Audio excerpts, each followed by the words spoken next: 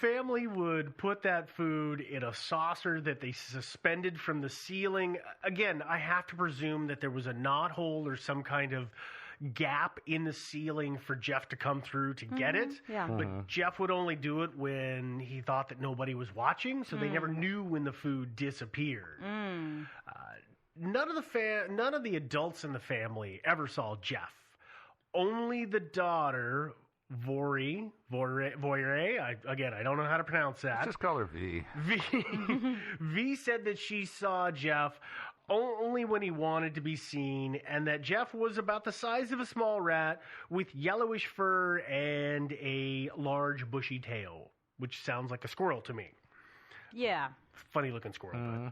But, Jeff, as we alluded to earlier, became pretty popular in the tabloids. Journalists and other people from everywhere came to the house to try to investigate and discover what Jeff was. Nobody could ever hear Jeff. Nobody ever saw Jeff. There were claims of people who said they saw Jeff, but those were unsubstantiated. There were prints on the walls of the inside of the house, as well as hair that were left around that they claimed was from Jeff. Oh, like fur? Yeah. Okay. It turned out it was from the family sheepdog, both the muddy prints and the hair. So we've got nothing substantial there. This is where the story kind of takes its sad turn, is that James died, and his wife Margaret and their daughter had to leave the home in 1945, and Jeff didn't go with them. They had to sell the farm, from what I can tell, at a pretty hefty loss. Because of Jeff, it was considered haunted, so nobody wanted to pay good money for it. Yeah. Oh, really? Yeah. Jeff is not exactly an unfriendly ghost, though, really. No, seems pretty nice. Seems like a nice little critter. He's got some kind of jerkish behavior that we'll talk about here momentarily. Oh, okay. The person who bought the house was a farmer by the name of Leslie Graham, and Leslie Graham claimed to have shot and killed Jeff. Aww. Yeah. Once again, the creature that he displayed was pretty large and had black and white fur and didn't match the descriptions of Jeff. And V. Irvington, as we're going to call her from now, was certain that... What did I say? Irving. Sorry. She was certain that it was not Jeff. She did pass away back in 2005. And she was pretty hesitant to talk about Jeff for a lot of that time, but she said that she didn't make Jeff up, and she was positive Jeff was real. Well, it sounds like Leslie may have killed like a skunk or something. Yeah. You know? That's kind of what I thought. Or a big rat or something. Well, if it was black and white, I would presume. I mean, mongooses don't come in that color. They're brown. Brown They're brown, or like yeah. yellowy brown, not black and white. So certainly it wasn't a mongoose. No. Whatever it was. Couldn't have been a mongoose that he got. No. Let's move to the theories. Okay. So theory number one is that Jeff was a poltergeist, which kind of makes sense. Okay. As Joe said earlier, kind of a friendly ghost. I thought poltergeists were always kind of jerks, though. Well, They're not a mischievous. poltergeist, a ghost. Okay. An actual ghost, as Jeff claims. Let's run with that theory. Okay. Only wanted to be seen, or could only be seen when wanted to be seen. That's kind of a ghostish thing. Could talk to people, kind of a ghostish thing. Here's where some of the jerky behavior comes from. Could throw rocks. Oh. Yeah, it turned out Jeff didn't like Margaret, the mom, very much. And when they would go out on walks, because they would go on walks to town or whatnot, Jeff would run along and chatter at them or to them while in the bushes, but never in plain sight. But occasionally, Margaret would be out there and Jeff would throw stones at her. Oh. Yeah. Not that nice. Can ghosts do that? Well, that's why I kind of went with the poltergeist angle, is that Poltergeists poltergeists are supposed to be able to do that. But can a poltergeist be mobile, though? Or is he like pinned to the house that he inhabits? That really depends on who you ask and the situation. Because I've seen stuff about they followed me to the market, and I don't know. I can't corroborate any of that. There are some poltergeists who reportedly follow objects or people, right, from house to house to house. But you would presume that if Jeff was a poltergeist and was following Margaret or or somebody, that he would have gone to the next house with them. Yeah. Who knows why, what? Yeah, it's hard to say. I mean, but Jeff got up to some pretty prankish behavior, which is also a poltergeist thing. Yeah. In the middle of the night, would throw sand at the windows, and would also in the middle of the night decide to sing songs, sometimes bawdy songs, and would just sing them out loud for the whole family, which is great when you got a 13-year-old girl in the house. You're trying to protect her. Yeah, well. But hey, what do I know? She's got to learn sometime. Yeah, exactly. May as well be from that weird poltergeist that you have that's also a mongoose, maybe. Yeah.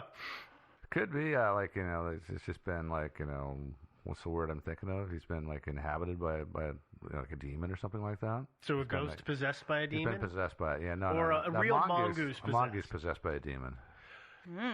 I don't know. I mean, that's territory we haven't ever really gone into, so I don't... We're going into it now. Our next theory is that Jeff really was a mongoose who was actually extra, extra clever. It turns out mongoose were imported to the area... Is it mongoose or mongoose? Okay, mongoose. Okay. All right. Mongoose, the plural of mongoose. I don't think that's right. Is it mongooses? I'm not using English today. The mongoose were brought to the Isle of Man about 20 years earlier. And there's not a lot of sources that I could find about when exactly they were imported. I really only found that date on one site. Okay. And this happened in a number of places. Is they would bring them in an attempt to control rats, because they're kind of like ferrets. They're the same builds. You bring them in to try to kill all the rats. Well, turns out that a mongoose isn't all that excited to kill a rat if it's not starving. So they didn't work. They went and ate other stuff. Sure. But they're good at killing snakes.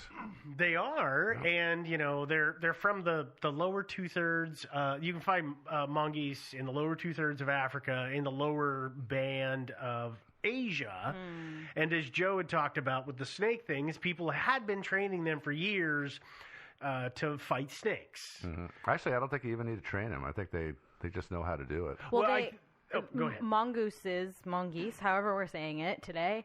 The way that they survive is they, what's the nice way of saying it is they're quote unquote scavengers in real life. So they actually eat reptile eggs.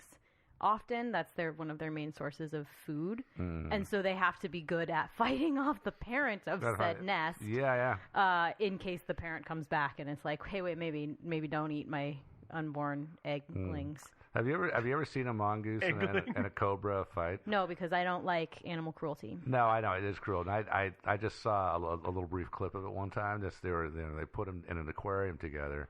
And the cobra, rears up and everything, and just strikes at the mongoose, and just instantaneously the mongoose was in the air, over the top of the cobra, came down on top of him, bam, that was it for the cobra. Really? Yeah, they're quick. They're very clever. Yeah, quick. They are clever, and so it's possible that somebody had one and was training it for, I don't know, some kind of goofy act or something, and then it got loose. Now, how Jeff was able to talk, I can't say, but the presence of the mongoose could be explained through that. That's very far-fetched. I understand that. Well, I don't know. There are dogs that can talk. I mean, you see those videos online. I mean, they're not actually talking, right? They just have figured out how to howl in a certain way or, vocalize in a certain way that sounds kind of like talking. So, I don't know. Could be interpretation of noises that were made. And What one of about them's going, oh, well, Jeff just said this. How about that singing and dancing frog in that cartoon? That's real, right? No, totally real. Totally real. Yeah. Yeah, got it. Let's move to our next theory that I found out there, which is that Jeff the Talking Mongoose was just a little girl's fantasy and or a dad's plan to entertain his daughter. I don't like this theory. Why? Well, because I don't know. I think You like this story a lot. I think Jeff's real. I mean, Well, can I tell everybody the theory? I guess. Okay. This family lived out in the middle of nowhere. Yeah. I believe the town near where they were, it was Darby or Dalby. I somehow don't have it here in my notes, which is shocking. But they didn't have electricity. They didn't have a phone or a radio. All they had for entertainment, besides the tiresome company of each other, was the gramophone, so they could listen to records. That was it. They had nothing to entertain themselves in the downtime. So to me, it seems quite plausible that the dad did this as a way to entertain his daughter and give her some fun, and then she really took on, or she did it as a way, because according to some, she was a bit of a ventriloquist, so she was throwing her voice to play, and everybody just got on board because it was a fun family game. Except for the rocks. Except for the rocks. Yeah, and the sand and the sing-song, right? And the body, yeah. Where did this little 13-year-old girl learn the dirty songs? Yeah. It's England. Oh, that's a good point. Well, Probably learned them down at the pub. She was down at the pub and met a sailor. Yeah. That didn't come out right. But, yeah, I mean, the thing is that it doesn't matter which one of these theories it is, because, like I said before, people came and stayed with them for weeks on end, and they got absolutely nothing. People were investigating it, trying to figure out who Jeff was or what Jeff was, and nothing happened. I don't feel like that proves anything, though.